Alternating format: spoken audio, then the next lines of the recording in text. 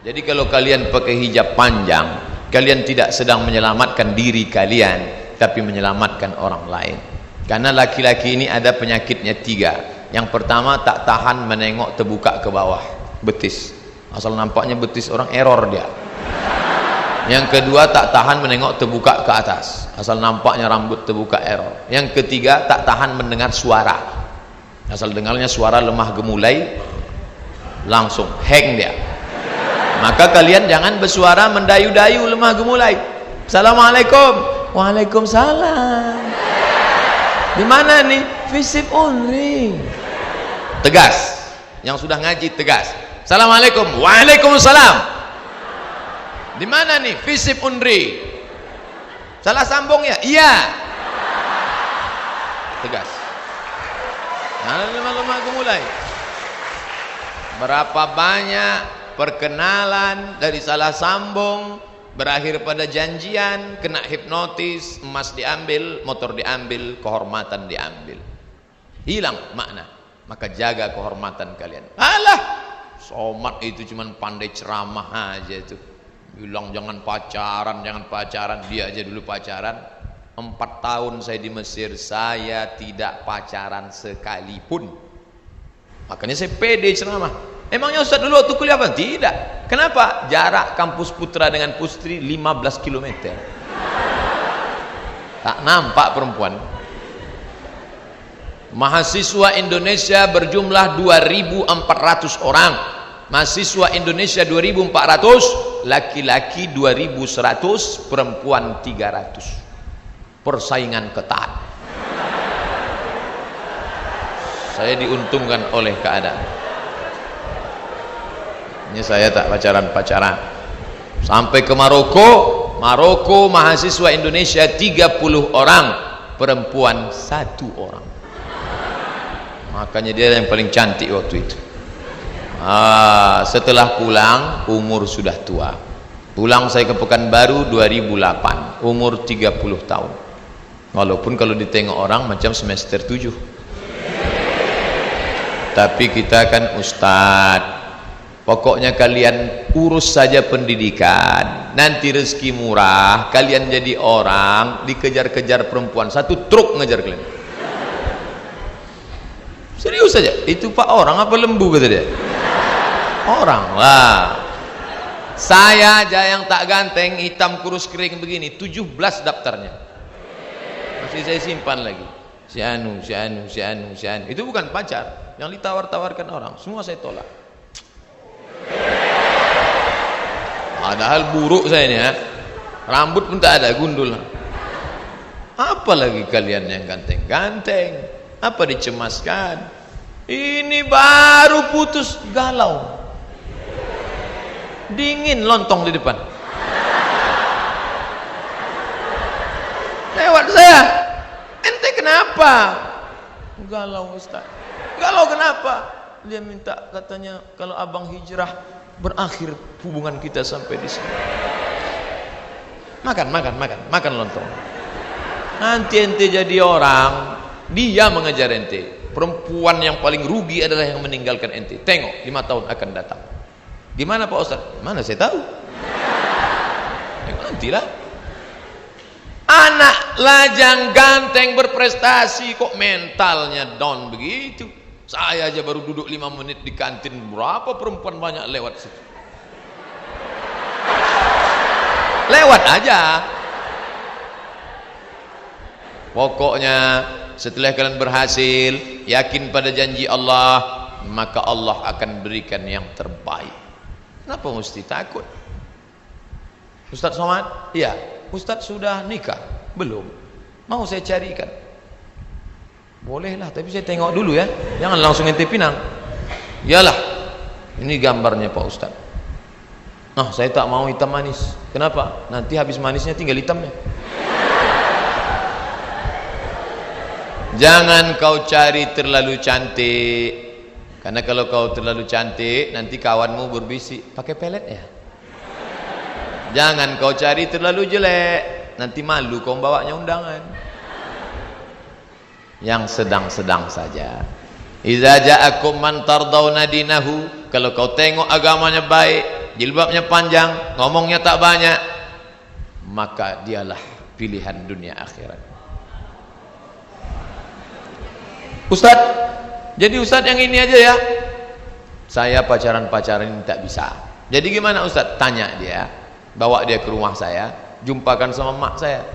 Nanti kalau cocok, kupinang dengan bismillah. Kalau tak sesuai Pak Ustadz, kalau tak sesuai, bunga bukan setangkai, kumbang bukan seekor. Patah tumbuh hilang berganti, hilang satu tumbuh 1000. Sudikah engkau menikah denganku, tapi engkau akan menjadi a second woman? Kok second? First, second. Kenapa aku jadi yang kedua? Amak den nan patamu. Di rahimnya kita tumpang perutnya 9 bulan 10 hari. Bersimbah darah dia melahirkan kita. Berapa kali dia tak jadi solat tahajud gara-gara kita. Berapa kali makanan hampir dia suap tak jadi karena tangis kita. Berapa kali dia tak tidur lelap malam gara-gara kita. Tiba-tiba kita bertemu dengan dia, perempuan pujaan hati, belayan jiwa. Setelah dia besar kita dewasa, emak dia siapa, ayah kita siapa, akhirnya kita diikatkan dengan kalimat thayyibah Allah. Lalu kemudian kita merasa kaulah surgaku, duniaku, akhiratku. Engkau salah mas bro. Seorang anak yang sudah sukses dengan gaji, mobil besar, rumah besar, kebun besar, bini besar. Datang ibu tua renta, nak, aku nggak bisa puasa Ramadan, nak. Kata Ustadz Somad, kalau nggak bisa puasa bayar fidyah, nak. 1 hari 3 kali makan, fakir miskin 50.000. Emak nggak bisa puasa 2 hari, minjam 100, nak. Apa kata si anak? Tunggu ya mak, ku tanya biniku dulu. Neraka jahanam tempatmu saudaraku. Panas Pak Ustadz, ambil kompor, hidupkan, letakkan tanganmu di atas. Kalau kau sanggup bertahan 5 menit, berarti kau kuat untuk masuk neraka jahanam. Suamimu itu adalah seorang laki-laki yang perkasa di hadapan Allah, tapi dia bersimpuh di hadapan orang tuanya. Kenapa? Ilzam rijlaiha fasammal jannah. Kau urus tapak kakinya, kau dapati surga di sana. Oleh sebab itu, berapa banyak orang berhasil, tapi dia hidup dalam genangan air mata penderitaan karena dulu meneteskan air mata orang tua. Kalau dia hidup sekarang, belikan makanan, belikan pakaian, senangkan hatinya. Kami belum kerja Pak Ustadz, bawakan transkrip nilai mak, ini nilaiku. Dia pun tak tahu IP itu berapa, tapi sudah menyenangkan hatinya. Peluk cium dia. Jangan malu. Cina-cina tua, tak ada lagi rambutnya, dibawa ke mall oleh anaknya, disuapkan. Saya heran, kenapa orang Cina ini di mall Malaysia yang besar Kuala Lumpur banyak orang tua disuap anaknya. Ternyata mereka menganggap orang tua itu hanya hoki lah. Hoki kata dia, memancing rezeki dengan orang tua. Oleh sebab itu keberhasilan kalian adalah karena berhasil membahagiakan orang tua. Narkoba merusak, doa orang tua akan mendukung. Khamar merusak, pergaulan baik akan mendukung. Tapi serigala akan menerkam kambing yang memisahkan diri dari jamaah. Makanya ketika saya tahu ada jamaah di perikanan, bagus. Ada jamaah di FISIP, bagus. Ada jamaah. Apa jamaah? Berkumpul bersama, sholat berjamaah, baca Quran berjamaah, iktikaf berjamaah. Buatlah komunitas ini supaya kalian terjaga. Kalau Ustadz ngaji, Ustadz Somad, judulnya tablik akbar, pengajian Yasin akbar. Tapi kalau anak muda lain. Apa kajiannya? Sat night. Hadirilah kajian pecinta hijrah, move on, Al-Quran, kunci kebangkitan ekonomi, maghrib mengaji, talk show, iktikaf, ikhwan, akhwat, tahajud, muhasabah, solat subuh berjamaah. Datang solat maghrib berjamaah, lanjut kajian sampai isya, iktikaf tengah malam, sampai solat subuh berjamaah, langsung pengajian. Hari Sabtu 22 April 18.00 WIB Masjid Raya An-Nur. Ini siapa ini? Ustadz Muzammil Hasballah, yang suaranya Masya Allah. Muzammil artinya orang berselimut, berselimut sorban. Ada pengajian. Pokoknya di mana saja ada pengajian datang untuk menjaga diri. Narkoba, zina, pergaulan bebas. Dan yang paling mengerikan, ini yang dikatakan Pak Sekjur tadi, narkoba dia selamat, zina dia selamat, tapi ada satu lagi, apa dia? Kenakalan intelektual dalam bentuk sekularisme. Sekuler, agama kata dia tak penting. Mau pakai jilbab, mau pakai bikini sama aja. Jenggot kata dia tak penting. Apa tuh berjenggot-jenggot? Jenggot sama bulu ketiak sama aja kata dia. Ngejek-ngejek orang.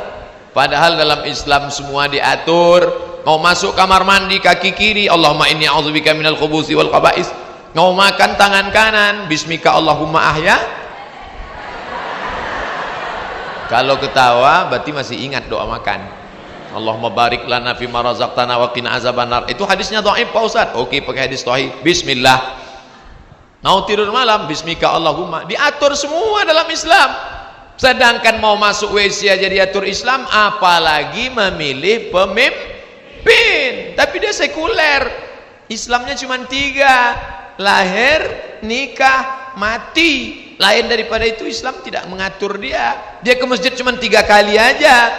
Pertama ke masjid kapan? Akad nikah di Masjid An-Nur. Aku terima nikahnya dengan mahar seperangkat alat sholat.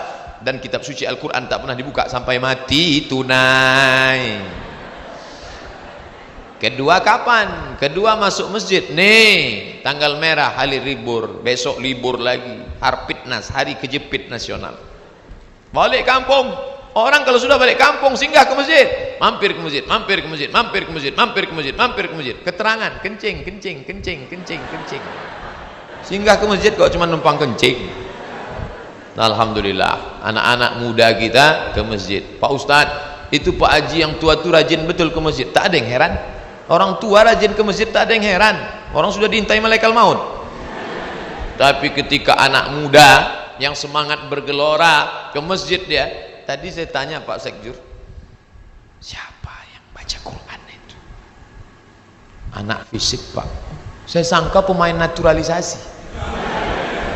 Saya sangka diundang anak UIN, anak pesantren untuk baca Quran. Anak fisik baca Qurannya begitu suaranya. Bayangkan kalau jadi gubernur itu nanti. Bisa dia maju jadi imam. Bismillahirrahmanirrahim. Alhamdulillahi Rabbil Alamin. Sampai pada akhir ayat waladdallin. Semua amin. Bismillahirrahmanirrahim. Inna a'tainakal kautsar. Selesai salat dia pun bisa menengok. Assalamualaikum warahmatullah. Assalamualaikum warahmatullah. Dia bisa periksa jamaah satu-satu. Mana kepala dinas? Mana kepala badan? Mana kepala kantor? Mana kabak? Mana kabak kesra? Mana yang berkepala? Mana yang tak berkepala? Bisa. Kenapa? Karena dia punya segenggam kekuasaan. Kepala dinas tu pontang-panting. Masuk dia ke masjid, musola, kantor, kok bisa tak ada yang azan? Sekarang banyak orang cuek. Tapi kalau yang tadi masuk dia tak ragu hidupkan mikrofon. Orang dia biasa hidupkan azan dia. Allahu Akbar, Allahu Akbar. Orang yang sedang di kantin siapa itu? Pak Gubernur azan. Ayo kita mempatik. Apa? Banyak yang sholat tak pakai wudhu.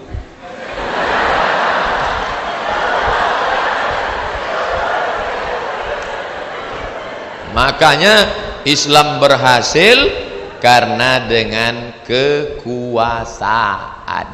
Kenapa Islam berhasil di bumi Aceh? Aceh 100% Islam. Kenapa? Karena Raja Aceh itu langsung memegang tampuk kekuasaan. Namanya Merah Silu. Merah Silu, bukan nama Arab. Suatu malam datanglah seorang berjubah. Datang dalam mimpinya, meludahi mulutnya. Begitu dia bangun, mulutnya harum semerbak dan bisa dia membaca Al-Quran. Betul tidak? Wallahu a'lam. Dan berubah namanya menjadi Malikul Saleh, Raja Aceh pertama. Itu yang dilihat oleh Ibnu Battuta Battuta, seorang explorer muslim dari Maroko. Aku sampai ke sebuah negeri bernama Sumatra. Sin waw mim ta ra ta marbuta. Sumatra. Aku lihat rajanya memakai jubah, mereka menaiki gajah dan kuda, dan aku dijamu dengan makanan yang mewah. Baca, explorer Ibnu Battuta sudah bercerita tentang Aceh di masa kejayaan, kekuasaan. Makanya kalau sampai kekuasaan ini dipegang oleh orang kafir, na'udzubillah. Makanya kebahagiaan luar biasa saya hari ini, karena yang saya ceramah ini adalah orang-orang yang diambang kekuasaan. Sedangkan sekarang yang banyak setelah tak berkuasa, aska tak berguna, kata orang Malaysia. Tapi bapak ibu yang sudah pensiun jangan berkecil hati. Ada ide-ide cemerlang, tulis dalam buku biografi. Karena sekarang anak muda kita kehilangan tokoh, menulislah agar orang di masa akan datang tahu bahwa kau pernah hidup di masa lalu. Makanya saya ketemu dengan mantan anggota DPR, mantan wali kota. Bapak ada nulis buku? Tak sempat Pak Ustadz. Sekarang banyak waktu kosong, daripada main-main sama cucu, daripada nonton Mahabharata. Bagus nulis buku. Iya juga ya Pak Ustadz, ya tulis balik kenangan. Pejamkan mata, ingat kenangan dulu. Ketika aku menjadi camat di sana, lalu karirku naik menjadi bupati. Setelah itu, pejamkan mata. Udah saya pejamkan Pak Ustadz, terus salah tulisan. Tengok balik. Itulah yang bisa menolong kita. Ma la yudraku kullu la yutraku kullu. Kalau tak pernah berjuang di masa lalu, berjuang di masa akan datang. Anak-anak muda Riau membaca sejarah itu menjadi sumber inspirasi bagi mereka. Inspiratif buku bapak ini. Jangan menganggap kalau sudah buat amal soleh ceramah, mimbar, sehingga semua mau jadi ustadz. Enggak, dengan tulisan.